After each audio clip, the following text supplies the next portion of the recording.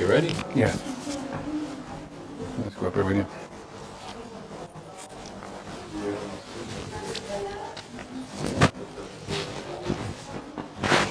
All right, good evening, everybody. Let's get the show started. I'm Rick Godey, and I welcome you here to your Lincon Parish Museum. This is the second event of the second Renaissance of the Lincon Parish Museum and Historical Society. So, if you would help us grow in awareness, friend us up on Facebook and follow, and then also invite your friends as well. So that's one way we're creating a social media presence and letting people know that I call this the Lazarus Project, come forth, because the museum building has been closed for 2.5, 3 years.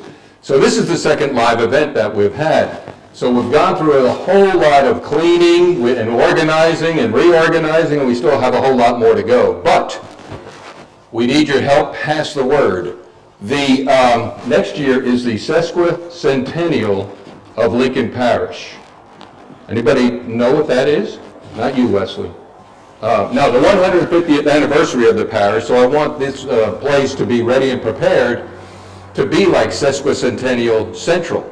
And meetings have already started as what that will look like in 2023.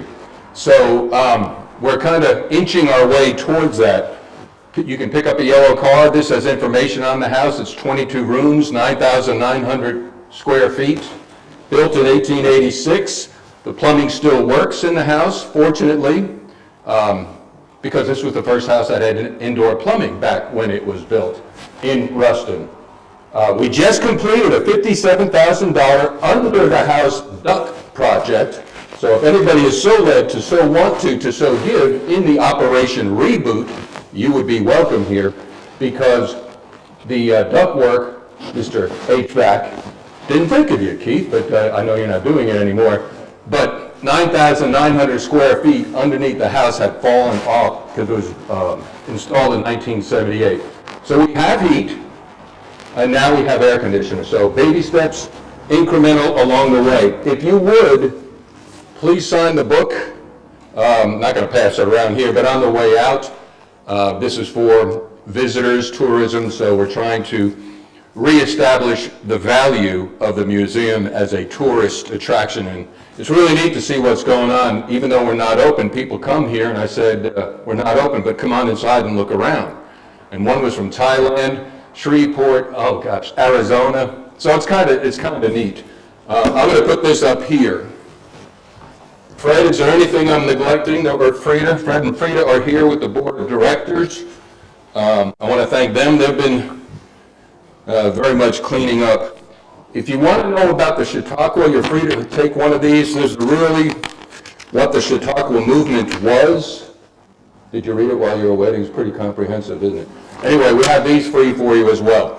Anybody want water? Or just help yourself. Mi casa su casa. Mi museo es us museo. Whatever. All right. We're going to watch a film, and this place and space, the Lincon Parish Museum and Historical Society, is one of those pieces in the puzzle that enabled this person to work and create a project called Something Nobody Else Has, the story of turtle trapping in Louisiana. Lee Aber, he'll tell you that story, and there'll be an extensive question and answer, I'm sure, after we watch the video. Up to them. All right. This is Lee Aber. All right. We made this back in 1980. Well, we finished it in 84. We got our funding in 82. And I came to the museum and asked them if they would sponsor it and be the nonprofit organization where we wrote our grants and got the money to make the film, which we did. I got interested in it. I had made some documentaries, and I got some interested in it when I went over to Kepler Lake with a friend, and some guys were bringing in some big turtles from Kepler Lake. And they told me their story. And I thought it was worthy of a film, and I made one. So that's what you're going to watch. I hope you enjoy it. And I'll answer any questions or talk about it if you want to talk about it. I could talk forever. But I made it 40 years ago, so my memory's kind of rusty. But I'm not sure how to start this thing, Rick. Try it.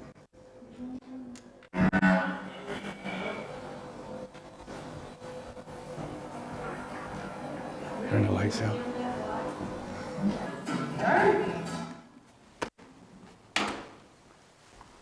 There it is.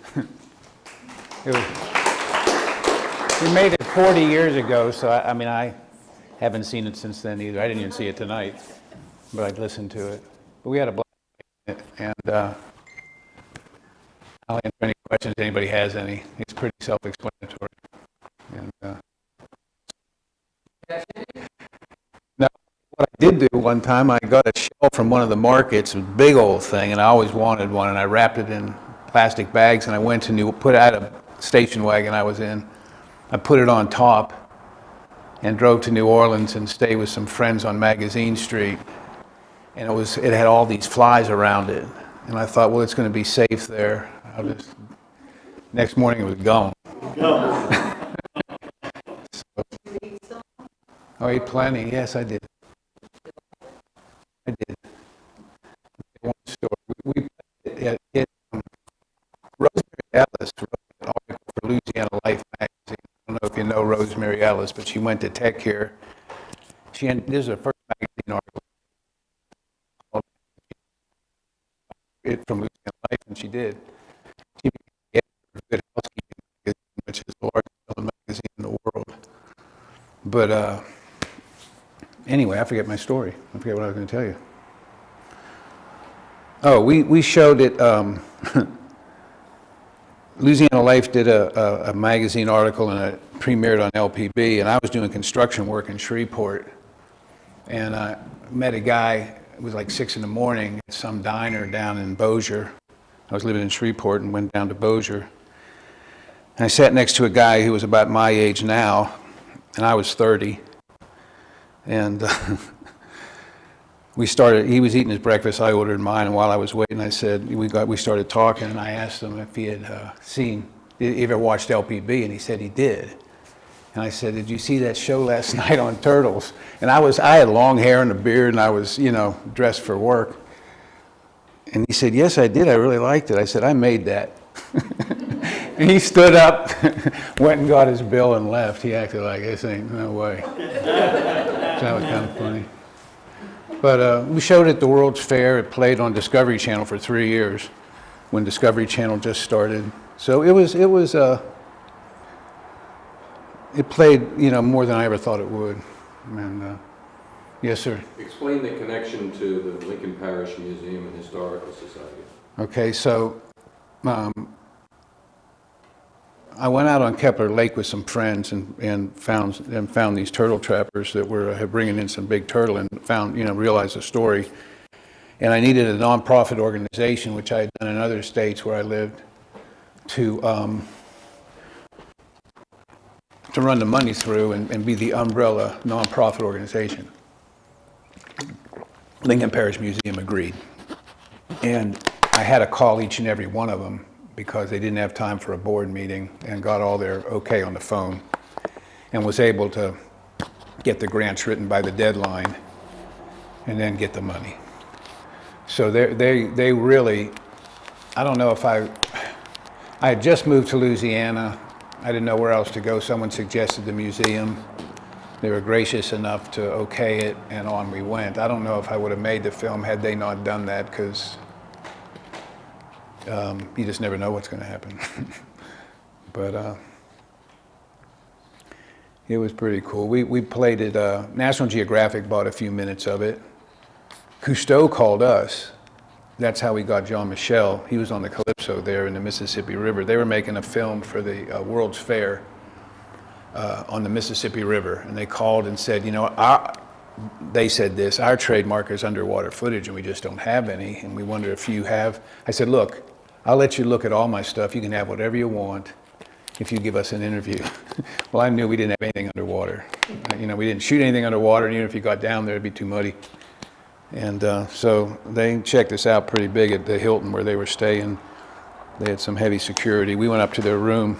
He was the only one that spoke English, this Jean-Michel. They looked at my stuff and thanked me for it and said they couldn't use it. And then, we're ushering us out. I said, wait a minute, you promised us an interview. And we got the interview the next day, but we almost didn't. And so we had a lot of fun making it. Paul Prudhomme, I called him on the phone. I don't know if you remember back then in the early 80s, Paul Prudhomme and his restaurant K. Paul's in New Orleans was a big deal. I mean, a big deal. And they'd have a line for lunch down the block and around the block. And he was just very famous. And you've heard of Paul Prudhomme, some of you I'm sure have. We just called him, and it was fun going, you know. I never went to eat there because of that line. And we were able to go right in, and we interviewed him where he took the money. And then he invited us upstairs and fed us, and it was really nice. And trying to think. Wildlife and Fisheries, I asked for their interview, and they said, I don't think we want to do that. I said, okay, well, I'll just explain that you refuse to talk to us. And then I got the call, and we interviewed them. And we just drove around. There wasn't anything known about the turtle back then. And we really, well, I'm not saying it wasn't known. Couldn't Google the alligator snapper turtle. And it was just no way to learn about it other than drive around and meet people and film them if they, and ask them what they did and how they did it. So it took a long time to make it. The people that funded me out of New Orleans came up here to visit me one time. I heard they were coming and I left town because I felt I should have been done, and I wasn't by any means. I was about halfway through, and I just didn't want to explain myself. And I knew I was going to finish it. I knew from the beginning, and I did. But just a one-off like this, a half-hour documentary and just an idea is you gotta want to do it, because I'd be banging nails in the morning and doing this at night, and barely got it done. But my partner, I didn't make it by myself. First half I did, but my partner that I had made other films with, that I grew up with in Pittsburgh, came and we finished it, and I thank God for him, and so that was good. I don't know what else. The turtle, I'll tell you about the turtle now. The turtle is protected throughout its range, commercially. Louisiana and Mississippi are the only states that allow you to take anything recreationally. You're allowed one a day per person, but if you have 5 people in a car, it's 1 per car, not 5. It's protected by the Convention of International Trade of Endangered Species. It's on their list, so people watch out for that. It's considered being listed as threatened by the Endangered Species Act. And threatened means that it's going to become endangered in the foreseeable future. I just don't know. I mean, I made a film about turtles, and I really haven't kept up with it. But this actually did spearhead the studies on the turtle, and people looked at it and watched it, and Wildlife and Fisheries got after it, and some people in Monroe, some at Northeast, and but they're considering listing it as threatened, which means it's endangered in the foreseeable future. Other than that, nothing's changed. Well, there's 2 fish hatcheries, the Tishomingo Fish Hatchery in Oklahoma and the Natchitoches National Fish Hatchery here, that raises them and releases wild ones after they're 3 or 4 years old, when they get beyond being eaten by everything. There's a few things that are going to eat them. And then, so they're being raised like that. There's some foundation that does the same work. I forget the name of it, here in Louisiana. But it doesn't rebound well. The studies they've done since they protected it, or at least, I guess it's protection, they've reduced the take of them, and commercially they've stopped it. It doesn't seem the numbers are coming back that quick. So I don't know what that means. That's just something I read. So I'd imagine, I'm glad they did stop it for a while. And they're right. These guys are, you make a film the way you want it to go. But the one thing they're right about is that the trappers themselves admit, this guy, Al Redmond, from Georgia, the guy that stood there in front of all the shells. He and his wife trapped from April to October and caught 80,000 pounds, just the two of them, and sold it for $1 a pound. They made 80,000 pounds from April to October. The next year he had 7 crews, and they marched across Georgia, and they caught everything. And then when they went back and started trapping the same water, they were catching nothing. And when I was interviewing him, he had a huge pond. He was releasing 10 to 25,000, if I'm right about that, I can't remember, 40 years, baby snappers out into the wild every year. He realized what he had done, and he probably still would have done it if he could make that kind of money. But and you know, met a lot of really nice people, and that had you know, they I don't know what got me into it. You know, I just couldn't believe the animal. I'm into reptiles. I collect snakes and do different things. And I never heard of the alligator snapper. And when I saw my first one, he was about 75 pounds. It is amazing. I couldn't believe it. So that's what got me into it. Just. Yeah, 2 questions for you, Lee. One, do you know how long it takes before they start reproducing again? Yeah, they're different than other turtles. Like most water turtles will reproduce at 6 years old. They'll have the ability. These are 11 to 20 years old, and they only lay 28 eggs a year. You know, it takes. I always heard 12 to 15 when I was making the film. That's what they said. You know, so they're slow. They're slow to come back. If you catch the big ones, it takes the smaller ones longer. You know, I mean, like there may be a bunch of turtles out there, but they're all too young. And where was all the outdoor scenes filmed at? Was it locally around this area, or did you go all over? I filmed the older couple that were catching with a net.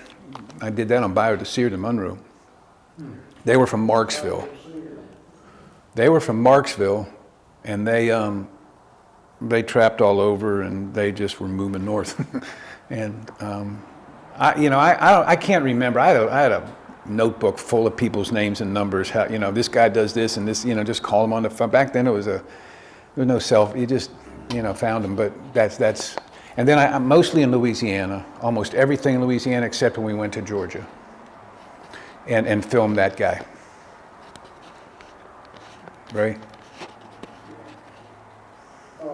There's still some creeks and stuff in the state where a lot of people don't fish it because they can't get the points in there. Like for instance, Holly Ridge off of Highway 80, they dredged Big Creek and past Winsboro way back in Florida, south of Winsboro. They dredged it all the way to Highway 80 and quit. Now all of that between there and going north to Epps, just creek runs all through there. It's a big creek. We caught some this big in there and let them go because we was fishing. I think there's plenty around. There's plenty of them, and there's places in there. We had a big old pole that was tall as this, like a big cane pole. We never found them all in the place in places. Mm-hmm. It's that deep and a lot of good water, and we caught one that big. His head was big as my hand. Yeah. About that long, sticking out, because he was on the line. But we pulled the line up, trot line fishing, and when we got that slack in, he got off of it. He was gone. And the guy was sitting in the middle of the boat, he was like, in the river, so scared him to death. He thought it was the middle of the river. Right. We were coming over from Shreveport to show the film to some friends. And the wildlife and fisheries guy says, "You find them along the interstate." And I was laughing at him, Well, Linda and I were coming over to Ruston to show the film at a party. And I looked up, we're probably around Ada Taylor, and I looked over on the bank was a 75-pound turtle on the interstate. And we caught it, and so I showed my film and said, "Well, there's a turtle there." And we were living on Wallace Lake. I let it go on Wallace Lake. How old were those turtles live, the big ones? I mean, people, I've heard I'm sure 100 years, I'm sure.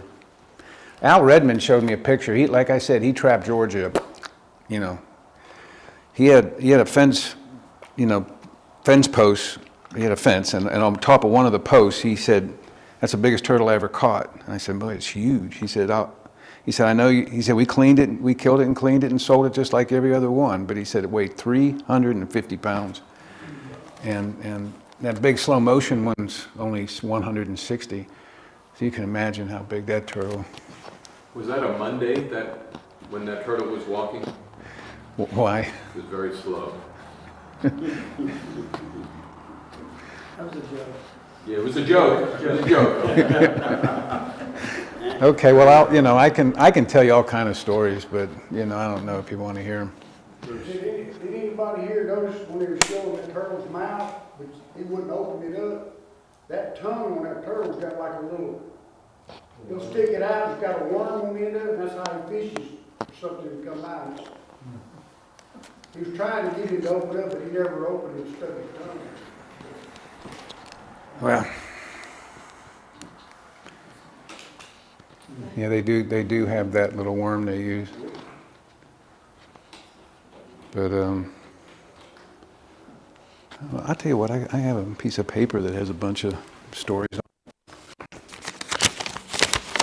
I was I'm very happy. First of all, I have films for sale. I'm selling them for $20, DVDs, and if it's a whole lot, well then don't spend it. But all the money's going to go to the museum. So I got about 20 copies or so. You're welcome to.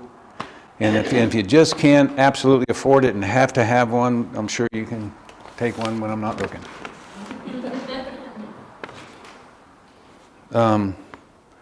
We edited our film in Shreveport. There's no narrator on this. I was going to ask if you knew the narrator and see who realized there was none, but we have no narration. It's made that way. And we'd build it. I transcribed every word. I had 30 hours of film. Transcribed every word ever said and built a story I wanted to tell audio-wise. Who said what? And then, with not black and white, but, pretty much. And then went back and saw how they said it, if you needed a visual over them or whatever. But it was all done. That's how we did no narration. And in any event,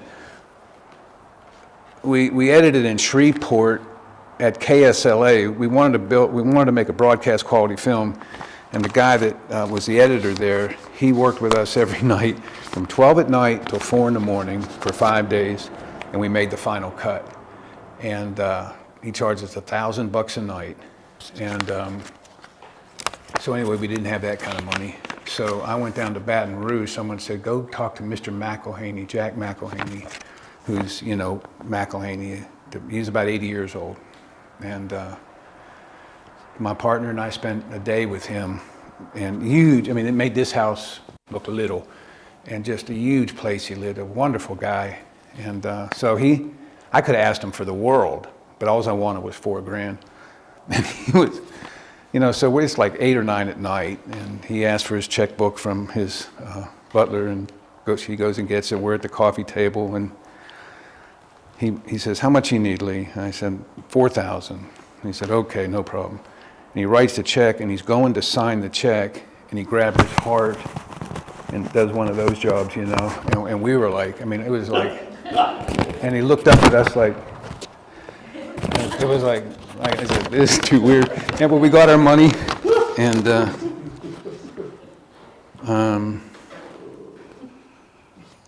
he was a wonderful character. I told you. Oh, one of the best things that ever happened was a woman called me from Florida, maybe 5 years ago, or so, maybe only 4. And she said that she had bought a copy of my film back when I was selling it through magazines and stuff, or trying to make $1 on it, and she bought one because her granddad's in it, Ed LaFleur.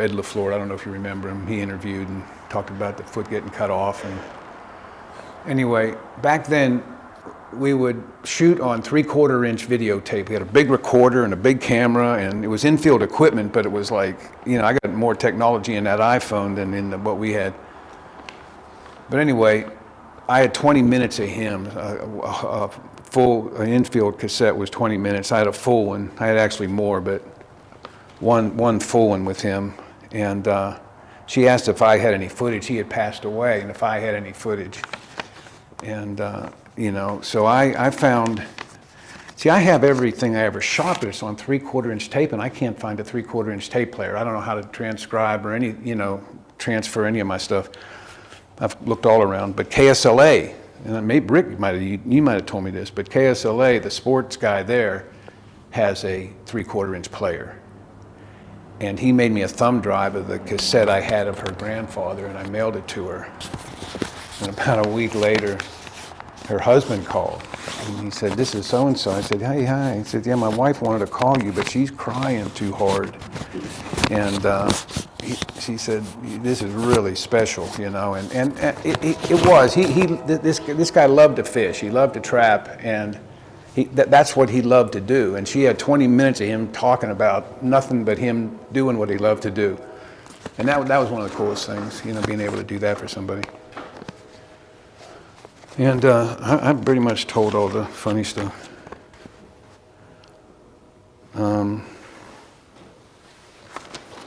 Yeah, that's. The shells, what did they sell for back then, or what do you think they go for now? What, turtle? Size turtle shell like that. You know, I don't know. You know, back then I could have got so many, I just never did.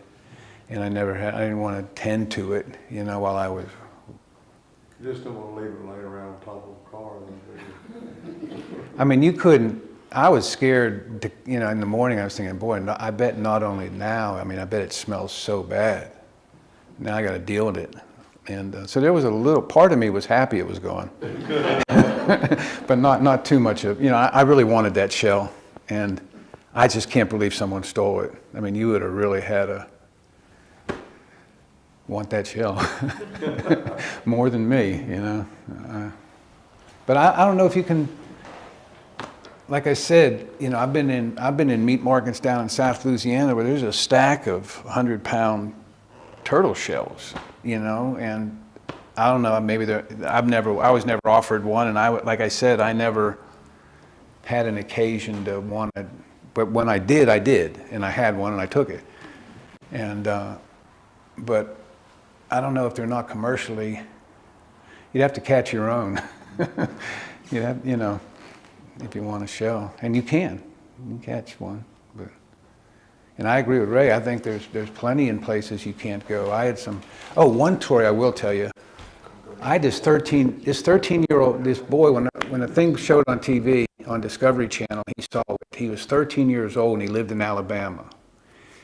And when he was about 18, he contacted me, and he was just, it just changed, somehow this film changed his life. And he ended up working for UPS and doing well and all that, but he spearheaded laws on the turtle in Alabama, Tennessee, Mississippi. I mean, he got real active about the turtle. And he was kind of I didn't know him real well, but his name is Steve, and I said, "Hey, Steve, you know, I'm a filmmaker." And I said that happened to tell a story on films. I'm not like you. You know, I'm not so into this turtle that I can't sleep at night, you know. And but he was that way, and he got real passionate about it. And I think he did a lot of good. And I think he lives down in Baton Rouge now. But that was kind of amazing that you know, that someone would, you know, see it and it just become what they wanted to be, you know. It just kind of surprised me. And, you know, I'm going to show it again in 40 more years. So, let's see, I'll be one of the oldest living men in the USA when I show it. And, Rick, are you going to still be here? Yeah, I'll be here. Thank you all for coming. I really appreciate it. And like I say, if you want these, buy them, and thanks. And I want to thank Rick for his promotion of it and for the venue and everything else. Rick, thanks a lot. You're welcome. Okay. Thank you all for coming. Pass the word as we are beginning the second Renaissance, and let's create a remarkable future. Thank you. good, man. All right. You enjoy it? Oh, yeah. Good. And, I was 30 years old when I made that. wow. See, he's barefooted on the ground, on the water, but I don't know if some of the people could hear because on his shell, that's how he's feeling where the Yeah. head is. He'll know the taper of the back, that's the way it's going to the ass end of the. That's right. And that's where he went down to get him. That's right. Yes, yeah. Thanks for coming, y'all. You're welcome. Very much.